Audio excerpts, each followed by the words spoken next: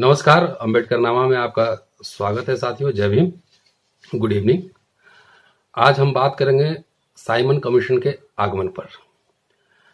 जब जब Simon commission की बात होती है तो हमारे इमेजिनेशन में, हमारे कल्पना शक्ति में हमारी जो ट्रेनिंग है, जिस तरह से इतिहास पढ़ाया गया है, वो लगता है वैसे कि जैसे हिंदी फिल्म का कोई खलनायक विलेन हमारे पास, हमारे सामने खड़ा हो। जैसे अगर आप मर्द फिल्म याद करेंगे तो बॉब क्रिस्टो का जो कैरेक्टर है, उसी तरह का कैरेक्टर हमारे इमेजिनेशन में आता है और सामने दिखता है कि साइमन का मतलब उस तरह का कोई खलनायक है। बहरहाल हम बात करेंगे उनके पूरे ऐतिहासिक तथ्यों के आधार पर कि साइमन कमीशन क्यों बना था, भारत में क्यों आया था, उसका क्या पर्पस था। इस पे हम अपनी बात को फोकस रखेंगे। साइमन कमीशन के आने से पहले जो गवर्नमेंट ऑफ इंडिया एक्ट 1919 बना था, उसमें एक प्रावधान था कि प्रत्येक 10 वर्ष में ब्रिटिश हुकूमत यहाँ के संवैधानिक प्रगति को देखने के लिए री एग्जामिन करेगी, उसको असेस करेगी, यहाँ के क्या कॉन्स्टिट्यूशनल डेवलपमेंट होना है, क्या करना है। ये प्रावधान 1919 के गवर्नमेंट ऑफ इंडिया एक्ट में ही था।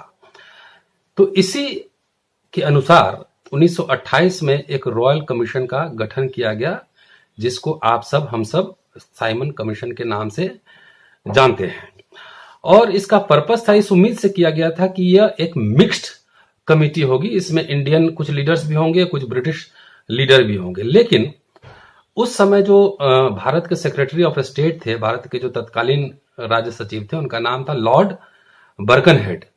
इन्होंने इस आधार पर भारतीयों के शामिल होने का विरोध किया, क्योंकि उनका कहना था कि यह मूलतः एक पार्लियामेंट्री कमेटी है, इसलिए इसमें किसी इंडियन का होना कोई जरूरी नहीं है। इस तरह से मान लीजिए कि पूरा ये जो कमेटी थी साइमन कमीशन, उसमें कोई इंडियन रिप्रेजेंटेटिव नहीं था, कोई भारत का प्रतिनिधित्व नहीं था, और यह मूलतः अंग्रेजों की कमेटी थी। ये था नटशेल में ये बात।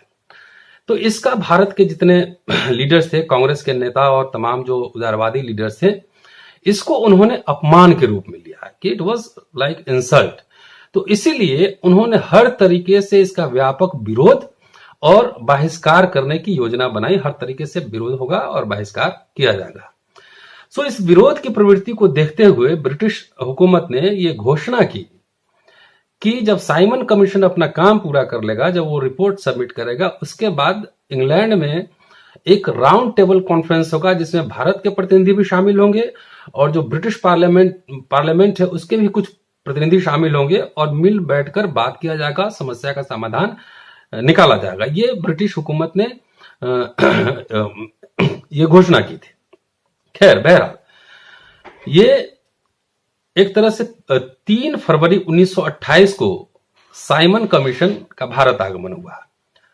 तो इनके भारत आगमन के साथ ही कांग्रेस पार्टी ने असहयोग, बहिष्कार और हर तरह का, जिस तरह का प्रोटेस्ट हो सकता है, उन्होंने करना शुरू किया। इसके साथ साथ अन्य दल के नेता भी इसके विरोध में शामिल हो गए। जब भारत आए, उस समय काले झंडे दिखलाए गए, गो बैक साइमन कमीशन के जबरदस्त नारे लगे, और कांग्रेस पार्टी ने विशेष रूप से अखिल भारतीय स्तर पर इसका विरोध किया। कई जगह गोलियां भी चली, इस तरह की भी रिपोर्टिंग हुई। सो यह विरोध प्रदर्शन ये पहली बार तो फरवरी 1928 में आया था। दूसरी बार जब साइमन कमीशन भारत आया, वो था 1928 के दिसंबर विंटर सेशन में, और 29 तक ये काम किया। उस समय भी अखिल भारतीय स्तर पे भारत में इसका विरोध हुआ। तो इसी दरमियान इन बिटवीन एक और इसकी उपकथा है, एक और स्टोरी है। वो स्टोरी ये है कि फरवरी और फिर मई 1928 में कांग्रेस पार्टी का अधिवेशन हुआ। तो उस अधिवेशन में पंडित मोतीलाल नेहरू की अध्यक्षता में एक अपना संविधान बनाने के लिए स्वराज संविधान समिति का एक कमेटी का एक गठन हुआ।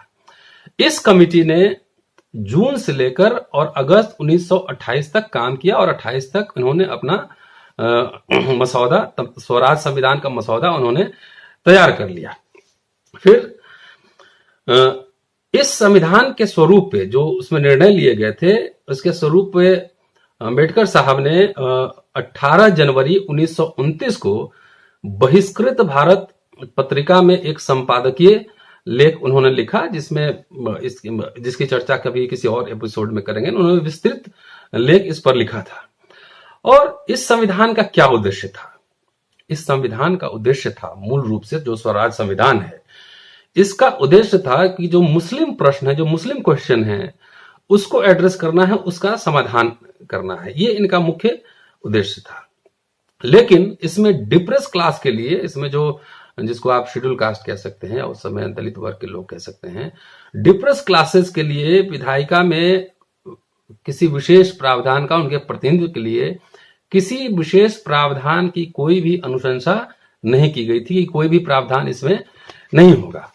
और सिर्फ एक उपाय सुझाया गया था कि this could be done only by way of special electorate और बाय नॉमिनेशन, किस एक स्पेशल निर्वाचन क्षेत्र के द्वारा या सिर्फ नामांकन, नॉमिनेशन के द्वारा, कोई नॉमिनेट करेगा, इसके द्वारा डिप्रेस क्लास के लोगों को रिप्रेजेंटेशन दिया जा सकता है। लेकिन कमिटी ने कहा कि ये दोनों जो विधियां हैं, जो दोनों मेथड हैं, ये हानिकारक और अव्यवहारिक है, इसलिए इसको लागू नहीं किया जा सकता है। ये कमिटी लागू इसको नहीं करेगी। तो कमिटी के अनुसार वो उनका ये मानना था कि जब डिक्लेरेशन ऑफ राइट्स हो जाएगा, जब भारत के संविधान में जब परिवर्तन हो जाएंगे और उनको अधिकार मिल जाएंगे, तो यही रामबाण है। एक बार जब मुक्ति हो गई तो उससे देश के जितने भी समस्याएं उसका भी समाधान होगा, और जो अस्पृश्यों की समस्याएं हैं, जो डिप्रेस क्लासेस की समस्याएं हैं, उनका भी समाधान होगा। ये उनकी अंडरस्टैंडिंग थी। इसलिए डिप्रेस क्लासेस को एक तरह से एकदम उनके मुद्दे को, उनके लीडर्स को इग्नोर कर दिया गया था, नजरअंदाज कर दिया गया था। अब अगर आप कंपोजिशन देखिए तो स्वराज संविधान की वर्किंग कमेटी थी, उसमें जिन लोगों को आमंत्रित किया गया था, अगर उनको देखेंगे तो उसमें मुस्लिम, पारसी, ईसाई, सिख, एंग्लो इंडियन और यहां तक कि जो गैर ब्राह्मण संस्थाएं थी उनको, द्रविड़ महाजन सभा, तमाम ऐसे संगठन के प्रमुख नेताओं को आमंत्रित किया गया था। लेकिन डॉक्टर अंबेडकर सहित न तो किसी डिप्रेस क्लास के नेता को कभी आमंत्रित किया गया, न किसी संगठन को आमंत्रित किया गया। तो इसलिए यहां यह उल्लेख करना जरूरी है कि साइमन कमीशन के आने से पहले 10 साल पहले जो साउथ बरो कमेटी आई थी, उसके समक्ष डॉक्टर अंबेडकर अपना बयान दे चुके थे, अपना साक्ष्य दे चुके थे। तो ये एक इंटरेस्टिंग था कि साउथ बरो कमेटी ने उनके साक्ष्य को स्वीकार किया, माना, इसलिए उनका इंटरव्यू किया, उनको एग्जामिन किया। लेकिन स्वराज कमेटी, जो कि अपने देश की कमेटी थी, भारत की कमेटी थी, उसने अंबेडकर को भी इग्नोर किया, उसने किसी भी दलित नेता को नहीं बुलाया, किसी संगठन को नहीं बुलाया। तो एक तरह से कंप्लीट इग्नोरेंस था। तो ये पूरा जिस तरह का घटनाक्रम चल रहा है 1928-29 में, ये आपके सामने इस तरीके से इसको देखा जाना चाहिए। और ये मैं ये रेफरेंस दे रहा हूं कि जो भी शोधार्थी देखना चाहें, वॉल्यूम 17 पार्ट 1 पेज नंबर 63 से उठाकर आगे 20, 50, 100 पेज आप देखेंगे तो पूरा आपको प्रोसीडिंग इसमें दिखेगा। उसमें राउंड टेबल भी आएगा, 1, 2 भी आएगा, उसमें पूना पैक्ट भी आएगा, तमाम ये प्रोसीडिंग उसमें है, आप देख सकते हैं। बहरहाल कमीशन को सहयोग करने के लिए सरकार ने एक तो केंद्रीय स्तर पर और दूसरा प्रांतीय स्तर पे कई समितियों का गठन किया कि जो साइमन कमीशन को उनके काम में, उनके एक्टिविटीज में सहयोग करे। सो इसी सिलसिले में, इसी पूरे प्रोसीजर में मुंबई में विधानमंडल की ओर से डॉक्टर अंबेडकर सहित कई सदस्यों का उसमें नामांकन हुआ। ये तारीख है 3 अगस्त 1928 को डॉक्टर अंबेडकर भी उसमें नॉमिनेट हुए। तो अब जो है कमीशन की प्रोसीडिंग शुरू होती है। तो जब प्रोसीडिंग शुरू होती है तो यहां पे देखना यह है कि साइमन कमीशन के सामने जो डिप्रेस क्लास के तकरीबन 18 जो ऑर्गेनाइजेशन थे, उन्होंने अपना मेमोरेंडम दिया और 18 में से 16 संगठनों ने वो पृथक निर्वाचन क्षेत्र, सेपरेट इलेक्टोरेट की मांग की। इसी में डॉक्टर अंबेडकर ने बहिष्कृत हितकारिणी सभा की ओर से लिखित मेमोरेंडम दिया और यहां पे उन्होंने सेपरेट इलेक्टोरेट की मांग नहीं की, उन्होंने ज्वाइंट इलेक्टोरेट विथ रिजर्वेशन कि संयुक्त निर्वाचन प्रणाली होगी और उसमें डिप्रेस क्लासेस के लिए रिजर्वेशन होगा। तो ये पॉइंट नोट करना है कि साइमन कमीशन के साथ डॉक्टर अंबेडकर ने पृथक निर्वाचन क्षेत्र की मांग उन्होंने नहीं की थी। कुछ और संगठन थे जैसे मद्रास सेंट्रल आदि द्रविड़ महाजन सभा, इन्होंने बात रखी कि नॉमिनेशन के द्वारा डिप्रेस क्लास के लोगों को रिप्रेजेंटेशन दिया जाना चाहिए, प्रतिनिधित्व दिया जाना चाहिए। इसी तरीके से बॉम्बे प्रोविंशियल नॉन ब्राह्मण पार्टी के सदस्यों ने सेपरेट इलेक्टोरेट पृथक निर्वाचन विथ रिजर्वेशन की बात की। तो इस तरीके से ये ज्यादातर जो डिमांड्स आ रहे थे वो आ रहे थे कि पृथक निर्वाचन क्षेत्र के द्वारा डिप्रेस क्लासेस के लोगों को प्रतिनिधित्व मिले। लेकिन अभी इस समय डॉक्टर अंबेडकर सेपरेट इलेक्टोरेट के प्रश्न पे नहीं आए थे, उन्होंने ज्वाइंट जो रिप्रेजेंटेशन है जो उसकी बात की थी। दूसरी तरफ जो मेन जो प्रॉब्लम था वो मुस्लिम कम्युनिटी को लेकर था। तो मुस्लिम लीग ने जो डिमांड रखा वो था सिंध का विभाजन होना चाहिए, नॉर्थ वेस्ट फ्रंटियर रीजन में सेपरेट इलेक्टोरेट हो और फेडरल कॉन्स्टिट्यूशन के अंतर्गत आने वाले प्रांत हैं उसमें अवशिष्ट शक्ति मुस्लिम समुदाय को मिले, रेसिड्यूरी पावर उनको मिले। तो ये मुस्लिम लीग का डिमांड था। 23 अक्टूबर 1928 को साइमन कमीशन, केंद्रीय जो सेंट्रल कमेटी थी और जो प्रांतीय कमेटी, बॉम्बे की प्रांतीय कमेटी थी, इस तीनों कमेटी के सामने डॉक्टर अंबेडकर का एग्जामिनेशन हुआ, बयान हुआ और वो हुआ पूना में हुआ। तो ये पूरा एक स्टोरी बन रहा है और ये जाड़े के दिन तक काम चला साइमन कमीशन का।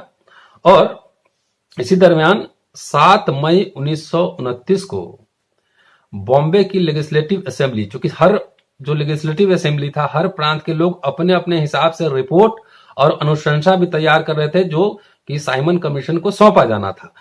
तो 7 मई 1929 को बॉम्बे लेजिस्लेटिव काउंसिल ने अपना रिपोर्ट साइमन कमीशन को सौंपा। डॉक्टर अंबेडकर इस रिपोर्ट से फंडामेंटली अपोज थे, इसके डिफरेंट ओपिनियन रखते थे, इससे सहमत नहीं थे, मूलतः सहमत नहीं थे। इसलिए उन्होंने अपना लिखित जो मेमोरेंडम है उन्होंने 17 मई 1929 को साइमन कमीशन को सौंपा। तो एक बॉम्बे लेजिस्लेटिव काउंसिल की तरफ से मेमोरेंडम आया और दूसरा डॉक्टर अंबेडकर की तरफ से मेमोरेंडम गया। तो ये दोनों बातें हैं इस समय कि आखिर इंटरव्यू में डॉक्टर अंबेडकर ने क्या कहा और जो मेमोरेंडम उन्होंने लिखित दिया उसमें क्या बात हुई, उसमें क्या लिखकर उन्होंने दिया, एक विस्तार का विषय है। अगले एपिसोड में हम उस पर चर्चा करेंगे। अगर ये विमर्श अच्छा लग रहा हो, अगर लग रहा है कुछ मीनिंगफुल है, कुछ फ्रूटफुल है, तो मैं आपसे रिक्वेस्ट करूंगा कि इसको आप देखिए पूरा और शेयर कीजिए, लाइक कीजिए, कमेंट कीजिए, समीक्षा कीजिए, क्रिटिसिज्म कीजिए और कम से कम बेल बटन दबा दीजिए कि अगला वीडियो जब आए तो कम से कम आपको अविलंब सूचना मिल जाए। शुक्रिया साथियों, जय भीम। शुक्रिया साथियों, अम्बेडकरवादी पत्रकारिता करने वाले नेशनल बहुजन मीडिया को स्थापित करने में द शूद्रा की आर्थिक मदद करें। आप सीधे हमारे अकाउंट नंबर में मदद भेज सकते हैं। बेनिफिशियरी नेम है द शूद्रा, अकाउंट नंबर है 22333394689357। IFSC कोड है RATN0VAAPIS। ध्यान दीजिए, IFSC कोड में RATN के बाद 0 है, O नहीं। बैंक का नाम है RBL और ब्रांच है मुंबई। आप हमें 8595794224 पेटीएम पर UPI के जरिए भी अमाउंट ट्रांसफर कर सकते हैं। पेटीएम, गूगल पे और फोन पे के लिए हमारा एक ही नंबर है 8595794224। जय भीम, जय भारत।